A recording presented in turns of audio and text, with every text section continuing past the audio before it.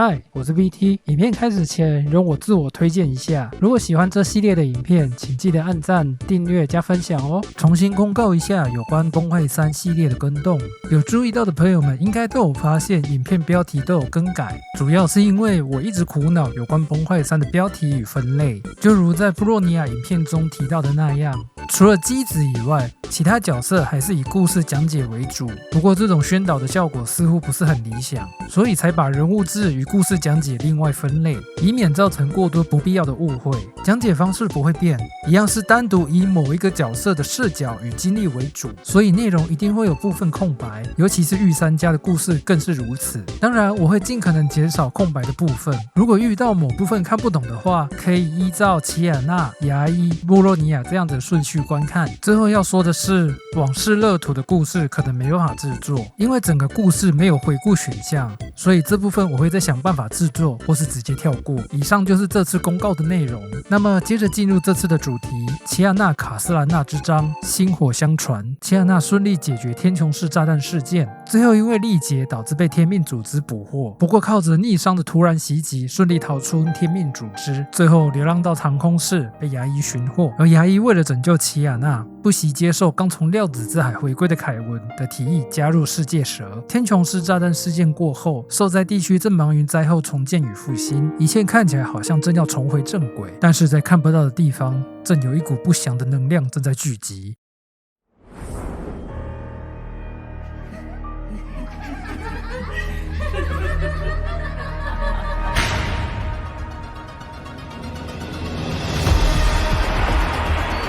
ようこそ支配劇場へ。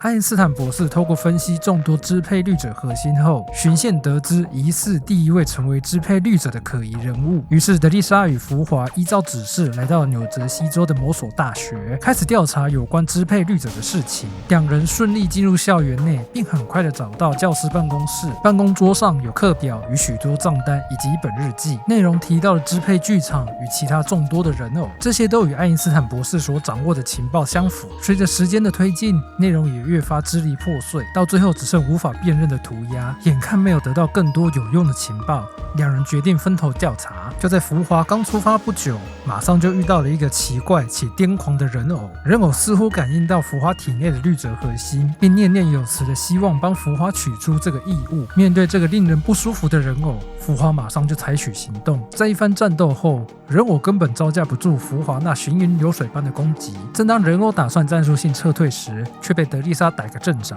人偶虽然惊讶，但也不觉得意外，并且更为癫狂的诉说，崩坏并不是什么疾病，而是一种良药。德丽莎不想多听这个人偶多说一句话，直接打坏这个吵闹的人偶。清理完现场后，德丽莎便带回人偶中的律者核心，回到盐湖基地。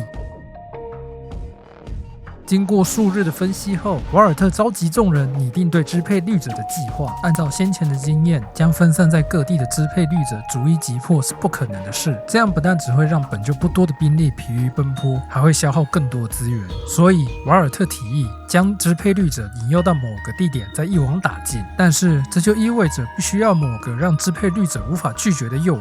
顿时会议室陷入一片沉默。先不论能否成功引诱支配律者，光是成为诱饵本身就是一件风险极高的任务。这时奇亚娜表示将由自己成为这次计划的诱饵。奇亚娜解释这次的计划是由自己提出，那么由自己担任诱饵也是理所当然的。此时瓦尔特特别强调，这次计划并不是为了让奇亚娜暴露在危险当中，相反的，目前休伯利安号正朝北极基地航行，也就是特地为空之律者建设的收容设施为目的地。设施内有多种可以阻隔人偶与支配律场连接的设备，人偶们一定也知道这个设施的存在，所以他们绝对不会放过这次机会。同时在支配剧场内，人偶们也获取到瓦尔特的计划，虽然彼此都表达出不同意见，最终他们一致认为不论如何都要捕捉奇亚娜。但是他们不知道的是，这并不是奇亚娜所提出的计划的全貌。其实瓦尔特与奇亚娜都知道盐湖基地内甚至是休伯利安号可能都有人偶的踪迹，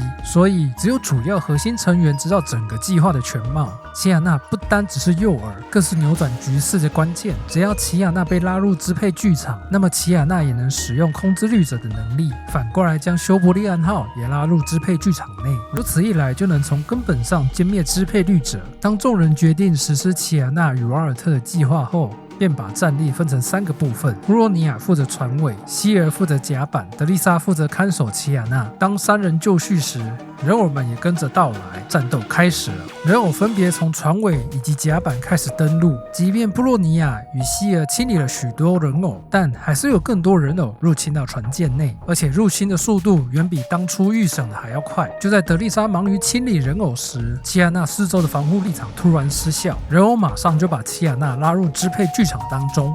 キアナ、ようこそ支配劇場へ。进入支配剧场后，齐亚娜马上开始寻找开阔的地方。尽管人偶们想依靠人数试图压制齐亚娜，但是最终还是被齐亚娜找到开阔的地方。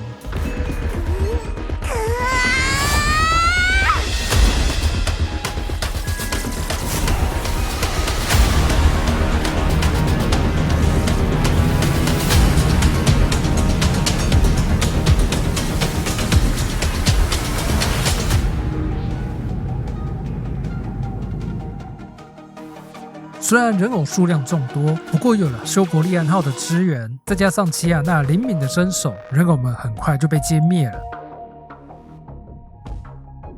自解决支配律者这一重大事件后，又过了几天，齐亚娜在盐湖基地内开始受人接待与喜爱。同时，逆商组织举办61周年庆功宴。其实，这对逆商所有成员来说都是一项必须举办的活动，不只是庆祝周年庆，更是庆祝瓦尔特的回归。活动尚未结束，疲劳的齐亚娜就先行回到房间休息了。齐亚娜做了一个梦，关于西林的梦。齐亚娜在梦中体会了西林的痛苦、无助、愤怒、憎恨。在巴比伦实验室里，西林曾多次逃出实验室，但总是被人数众多的卫兵压制，并关回牢房中。直到西林成为第2律者之后，才成功逃出实验室。就像历史重演一般，那段被称为第2次崩坏的历史，只是这次不再是天命或是逆商所记录的那样，而是西林自己亲身经历。西林分别与天命以及逆商发生战斗，但是依靠体内强大的崩坏能，各方势力所设下的防线都被轻易破解。在经历一番战斗后，特斯拉使用一个名为银色子弹的飞弹，成功让西林暂时失去意识。但这一举措也让西林迎来人生中第一个转折点，那是关于瑟西利亚的梦，一对母女之间互动的梦。西林很希望这一切都是真实的，但是醒来之后，眼前除了瑟西利亚以外，还有更多的机甲士兵。经历一番战斗之后，西林被打败了。惊醒的齐亚娜在喝完一杯水之后，眼角余光看到镜子中的自己，映射出来的竟是西林。齐亚娜问了几个问题，试图寻求解答，但是镜子中的西林完全没有回应。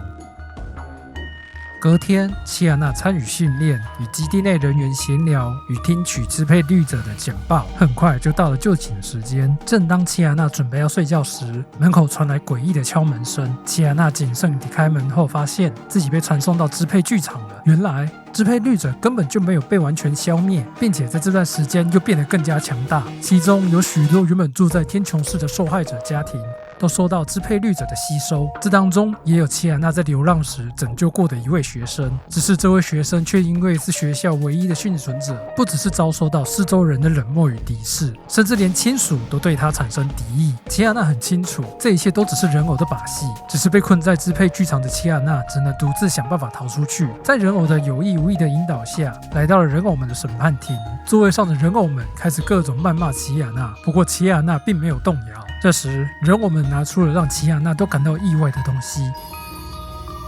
どうだどうだ、見覚えあるだろ。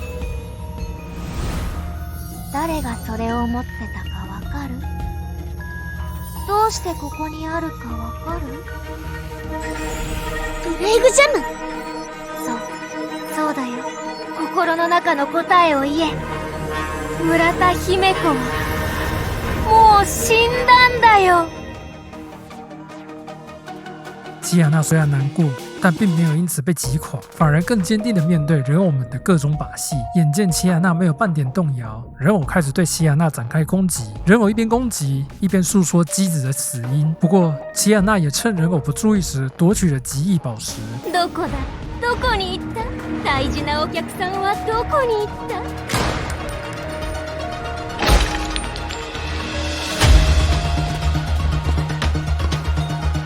あんたがどんな反応を望んでるかわからないけど、姫子先生は私に何をしてほしいか、私にはわかるから。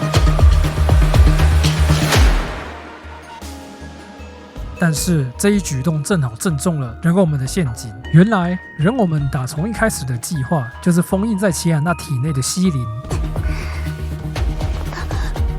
これは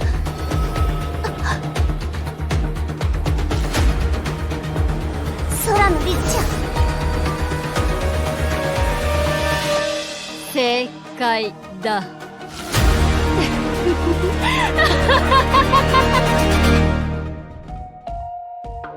奇亚娜被拉进某个空间，不过很快就发现这里正是自己内心的世界。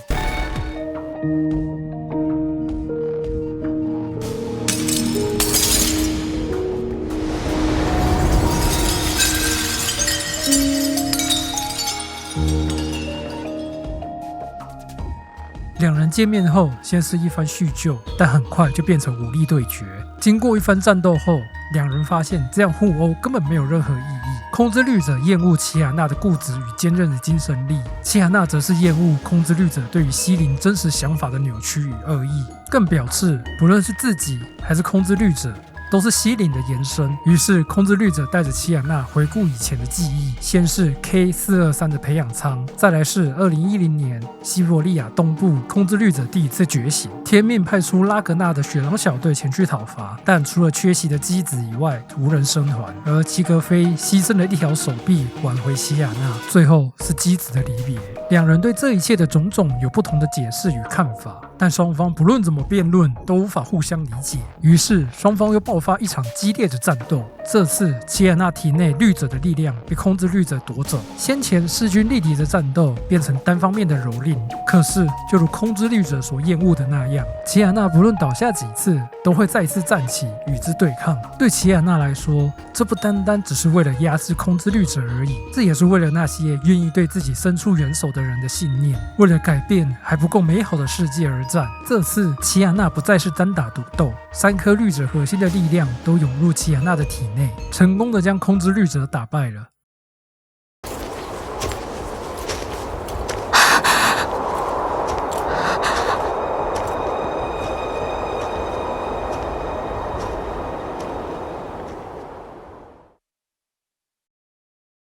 一道白光之后，奇亚娜看见那熟悉的背影。即便理性告诉自己这是核心所创造的空间，但自己也很清楚，错过这次机会就没有下次了。所以奇亚娜决定追上姬子的背影。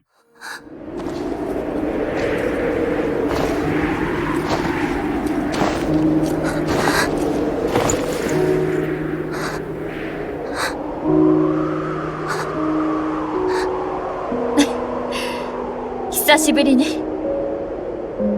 キアナ。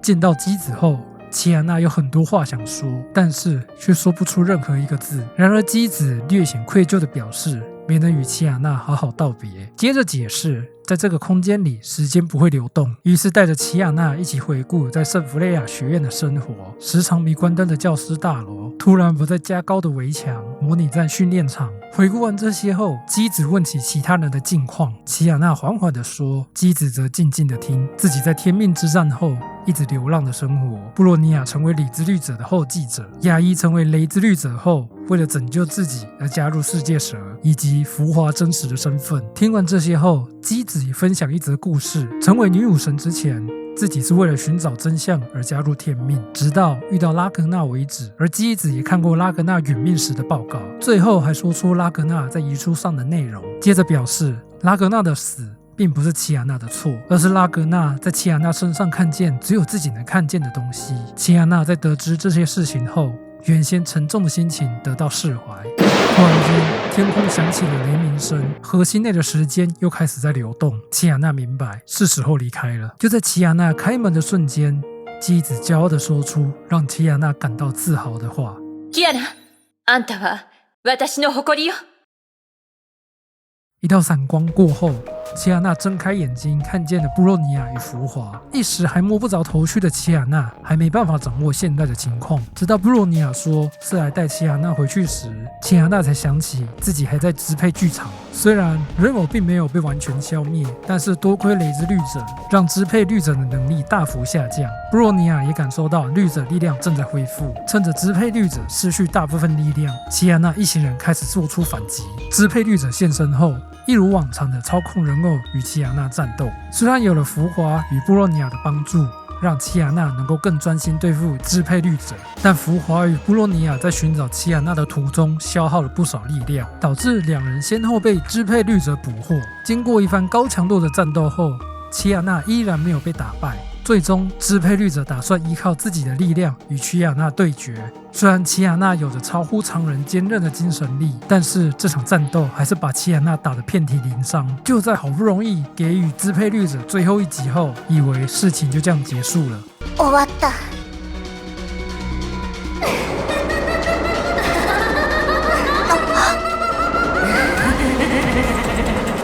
絶望は消えない。私たちは消えない。人々の悪意は変えられない。この醜い世界を変えられないんだ。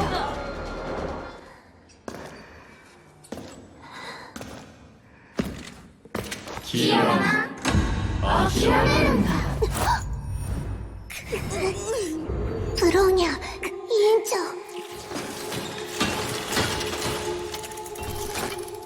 律者の力を持ってないあなたはただの弱者。彼女たちを離して。誰の信念だ。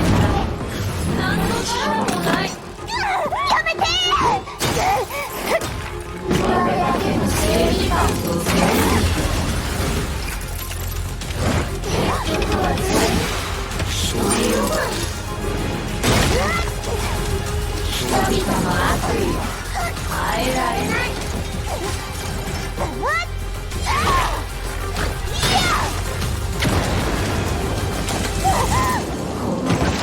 醜い世界を変えられないのだ。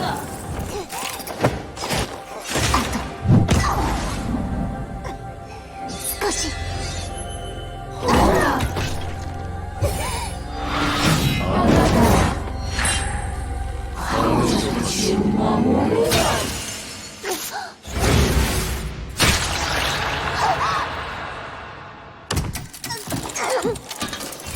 これが人類の結末。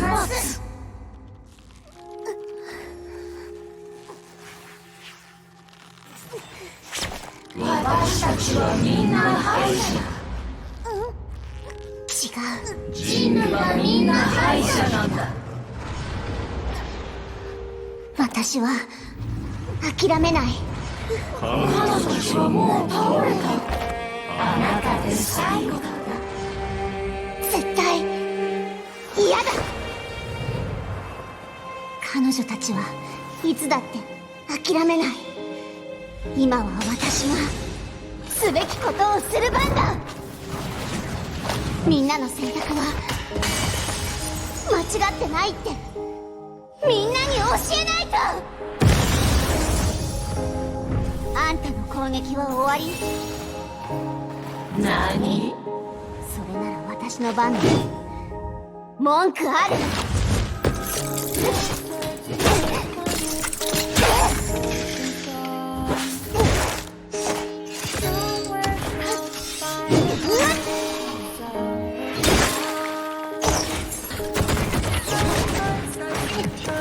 なぜまた立ち上がる？どんなにあえても結果は変わらないのに。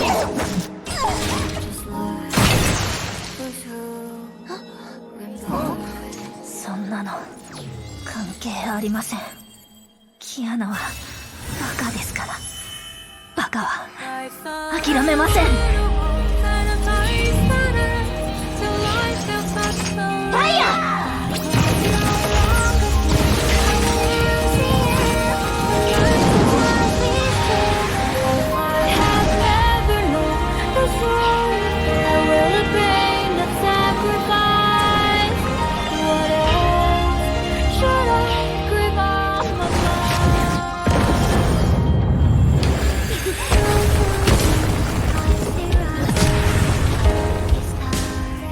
彼女は私をたくさんの人を変えました。これからも多くの人を変えていくでしょう。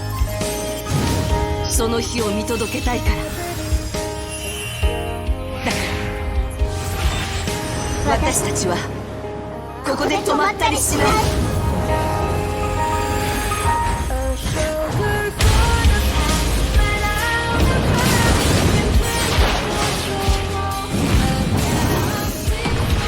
あなたたちの理想は実現しない。だって世界は最初から美しくないんだから。違う。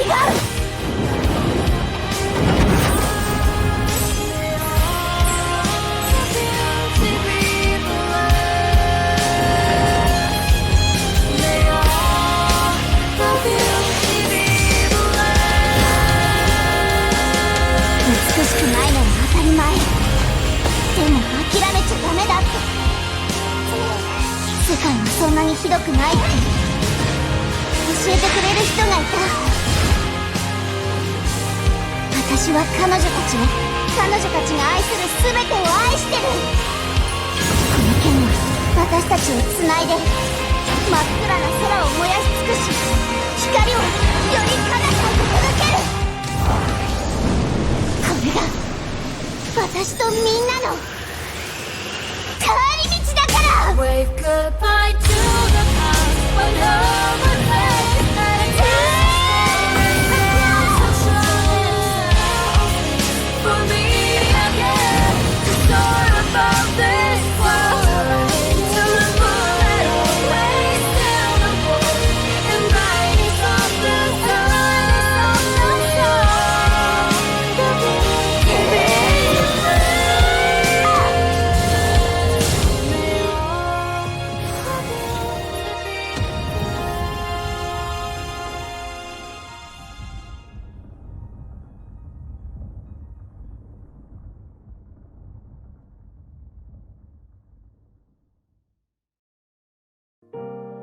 「親愛なる戦友たちへ、私たちが信念を持ってしてきた仕事で、その結果が私たちの望んだ通りにならなくても無意味なことなんかではないの。私たちが守ってきた美しいもの、美しいものになろうとするもの、そして私たちが大事に思っていたもの、それらはまだちっぽけで弱い。無駄に思うかもしれないけど、それはまだ種のままだからよ。その種はいつか美しい花を咲かせる。だから戦友たち、私のために悲しむ必要はない。私は枯れてしまうけど、希望を育む土と肥料になるわ。そして未来に咲く希望の花はいつか自分の守りたいものを見つけるはずよ。